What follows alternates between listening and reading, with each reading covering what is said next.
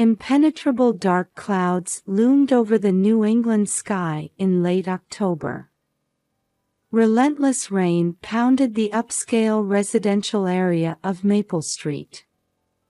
The avenue of old trees, still holding on to the last remnants of fall colors, reflected the streetlights irregularly through their rain-soaked leaves. Emily Wilson stepped out into her garden, concerned about her plants and wearing a raincoat. At 38, she had built a respected career as a real estate appraiser and maintained both financial and emotional independence in this quiet neighborhood. Her 6-year marriage to Michael appeared perfect on the surface. However, since the disappearance of their twins 3 years ago, there had been an unfillable void in her heart.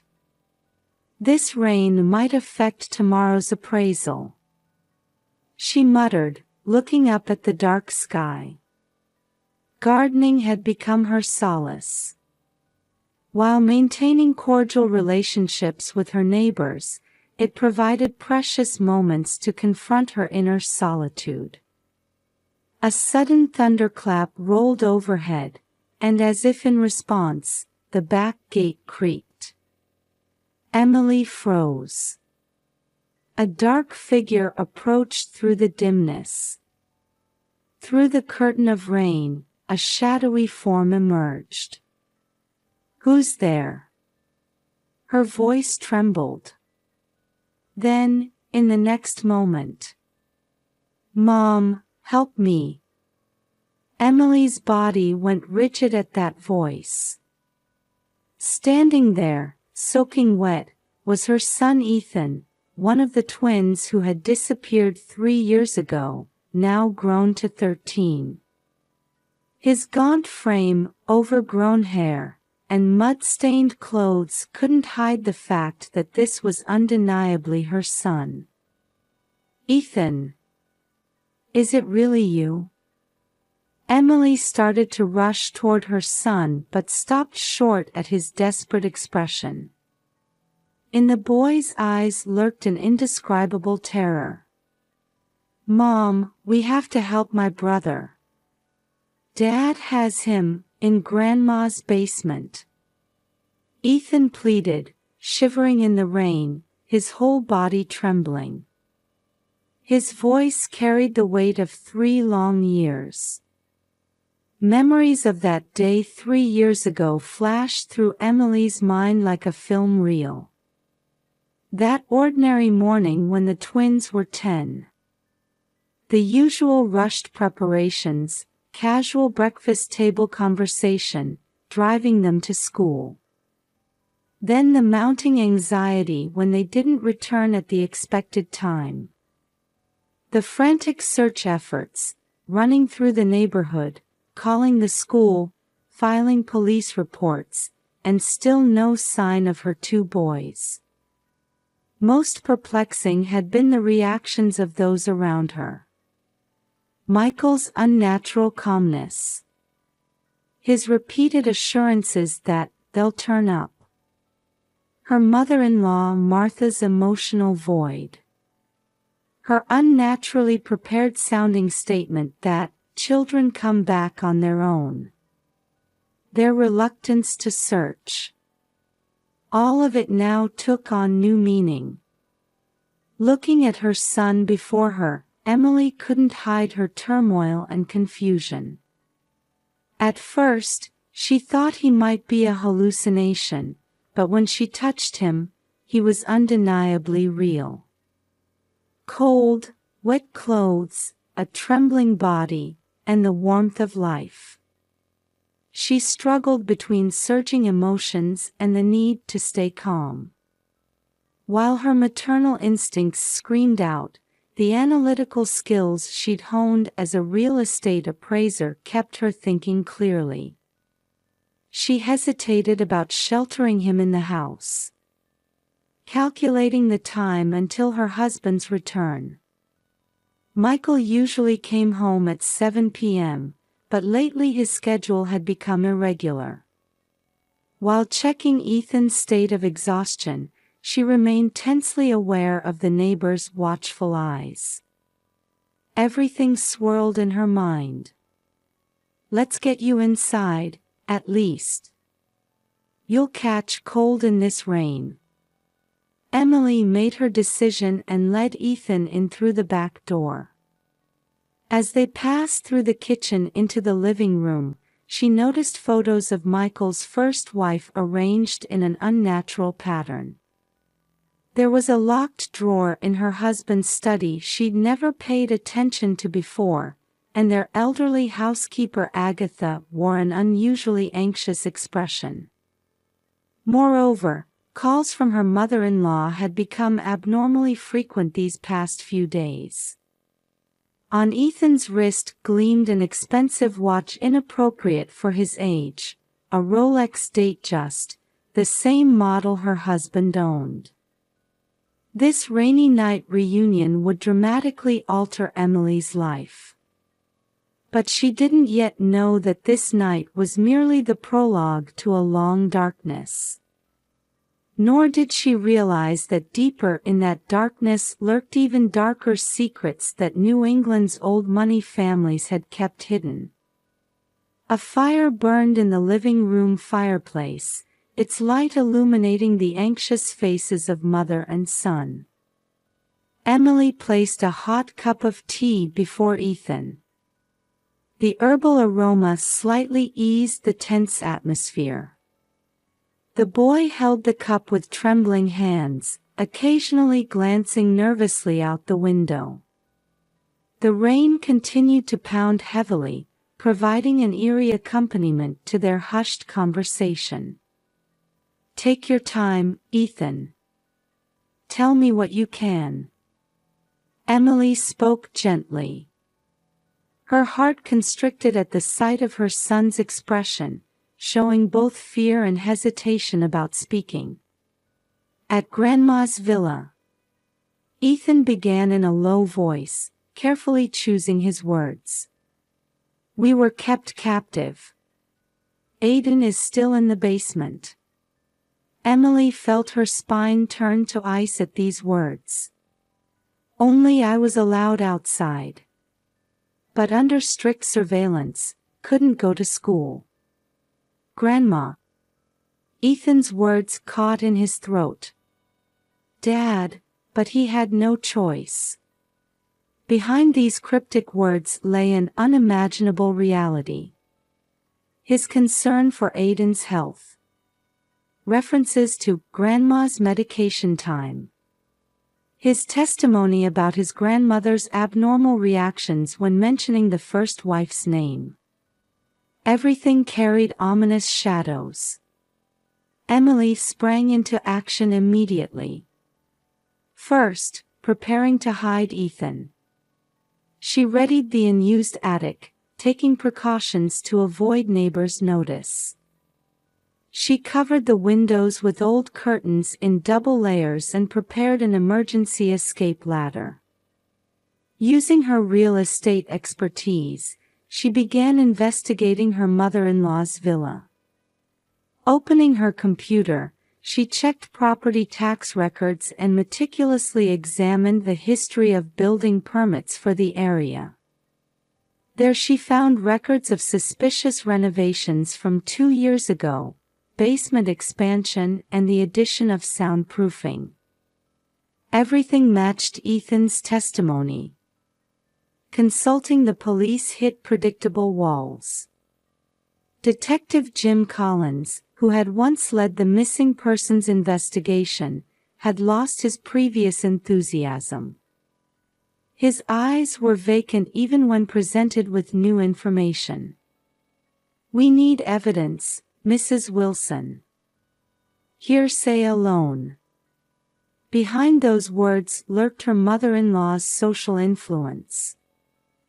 Her husband's behavior began showing clear changes. Earlier returns home.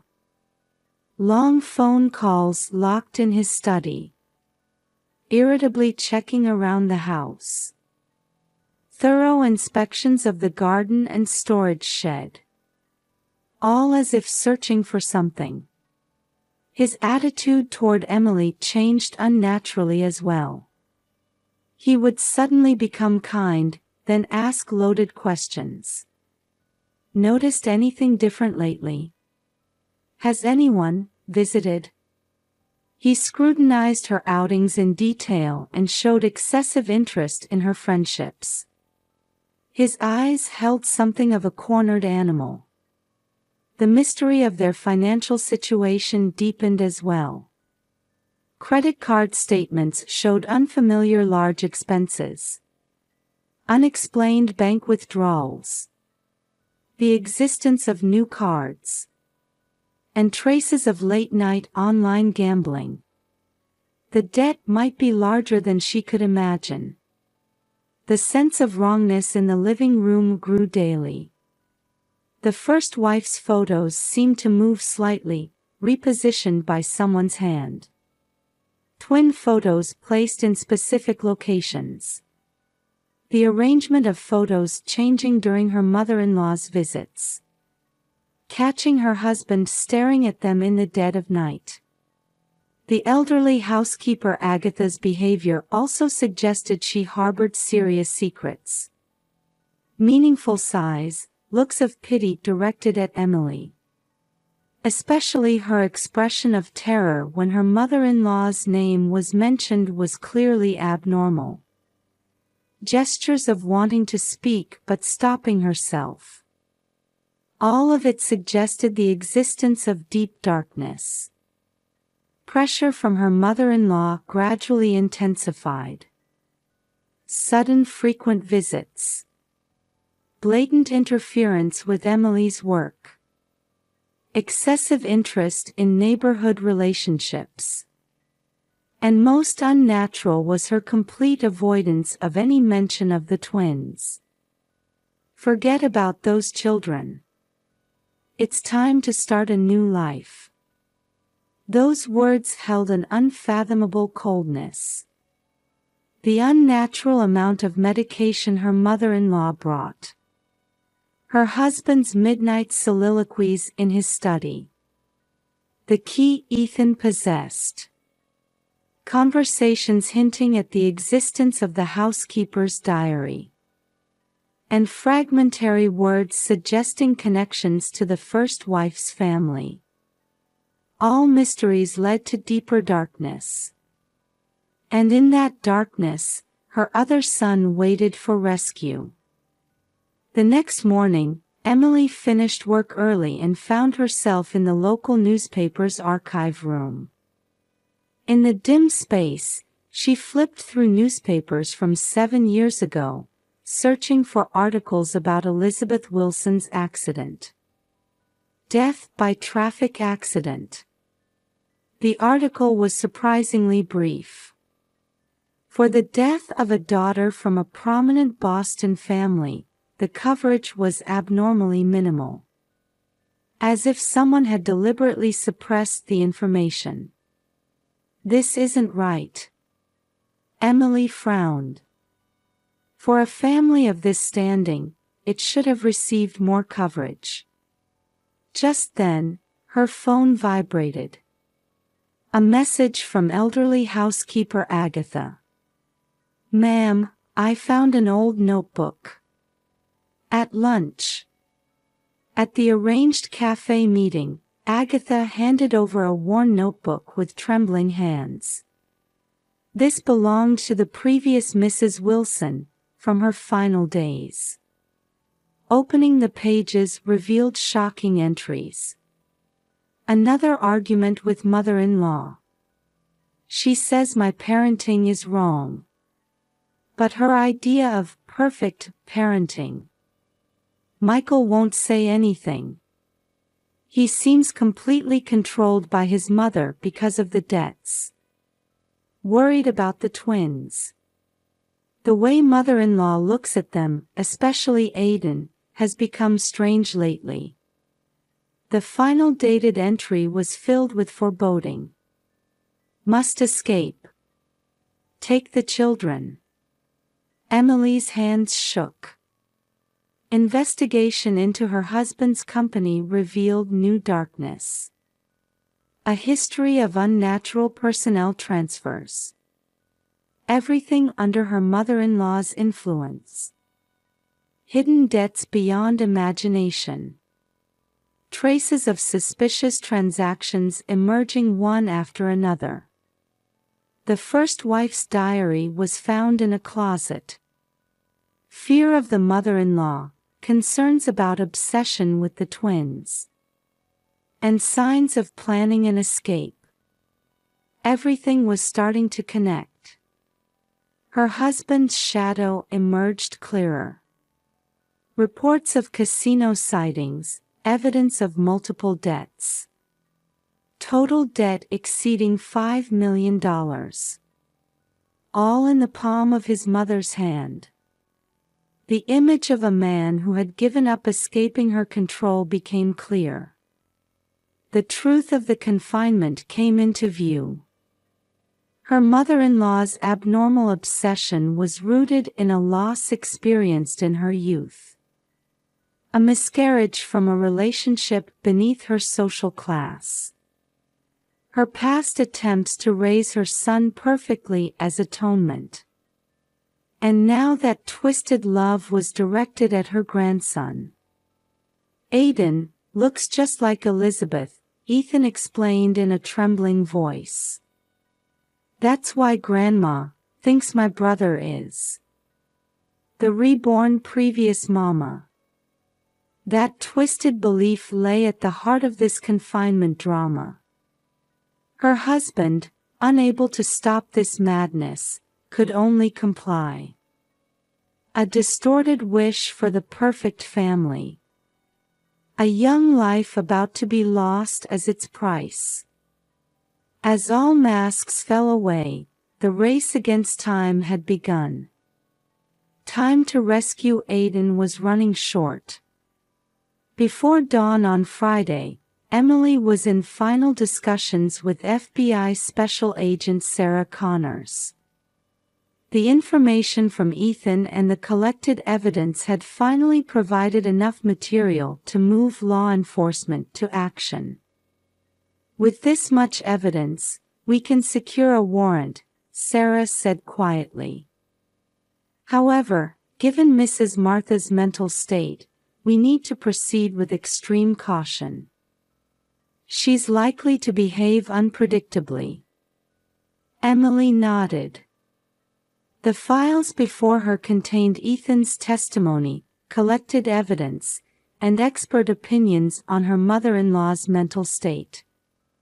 Medical professionals' statements highlighting Aiden's dangerous situation were also included. We're initiating 24-hour surveillance, Sarah pointed to the map. Medical teams are standing by. We also have psychiatrists ready for any contingency. The rain had stopped, and morning mist hung in the air. Reports came in from investigation teams positioned around the villa. Surveillance of target building initiated. Suspicious renovation traces confirmed on the north side. In the car, Emily held Ethan's hand tightly. The boy's hand was cold but carried a definite strength. Mom, Aiden. It's going to be all right. Emily embraced her son's shoulders. We'll see him soon. Just then, the radio crackled. Heat source confirmed from basement. Bio readings positive. Emily's heart raced. Ethan's hand trembled more intensely. The operation proceeded quietly. First, neutralizing the property's surveillance cameras. Then, securing cooperation from the staff with promises of protection.